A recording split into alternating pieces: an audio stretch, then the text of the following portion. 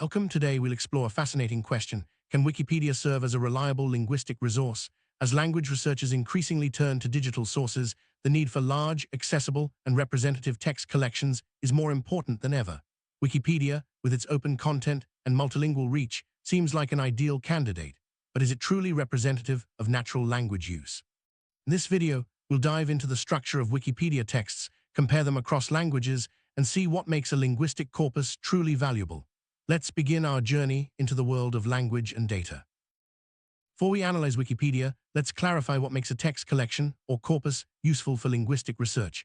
Ideally, a corpus should be balanced, representing a variety of topics, genres, and communication styles. It should reflect how people actually use language in real life, not just in formal or specialized contexts. Frequency distributions of words, how often certain words appear, are key indicator. Natural language, function words like prepositions and conjunctions are usually the most frequent. If a corpus is skewed towards certain topics or styles, this balance is lost. Keep this in mind as we move forward. Start with the Russian Wikipedia.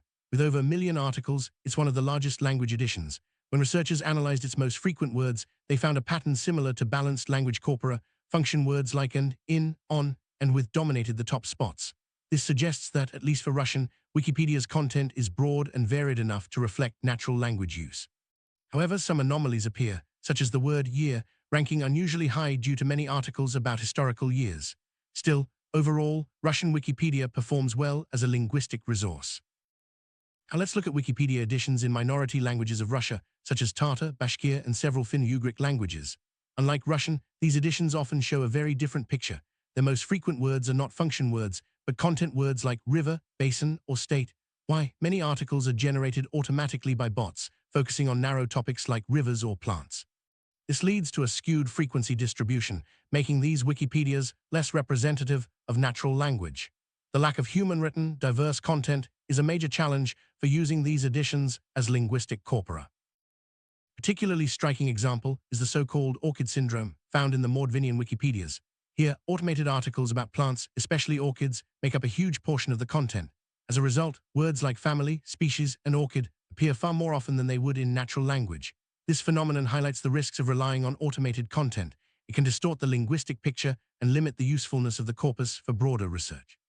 A truly representative corpus needs variety, not just quantity. Another important factor is article length. In Russian Wikipedia, the average article is about 184 words long, indicating substantial content. In contrast, minority language editions often have much shorter articles, sometimes just a few dozen words. Short, template-based entries rarely provide enough linguistic variety for meaningful analysis. This difference in article length is a useful marker of overall quality and relevance for linguistic research. The richer and more detailed the articles, the more valuable the corpus becomes. How do these differences exist? It often comes down to the size and activity of the editing community. Russian Wikipedia benefits from a large, active group of contributors who create and review content across many topics. Minority language editions, however, are usually maintained by small groups of enthusiasts. Without enough human editors, automated content fills the gap, but at the cost of linguistic richness and balance. Building a strong community is key to developing a truly useful linguistic resource. What makes a Wikipedia edition relevant for linguistic research? First, it should have balanced coverage of topics, not just a focus on one area. Second, its word frequency distribution should resemble that of natural language, with function words at the top. Third, articles should be long and varied enough to provide rich data. Finally, a strong community of human editors is essential to maintain quality and diversity. Meeting these criteria ensures that Wikipedia can serve as a valuable linguistic resource. Conclusion: Wikipedia holds great promise as a source of linguistic data, especially in major languages with active communities. However, for smaller languages, challenges remain. Automated content, narrow topics, and short articles limit its usefulness. As more people contribute and diversify content, these editions may become more valuable for research.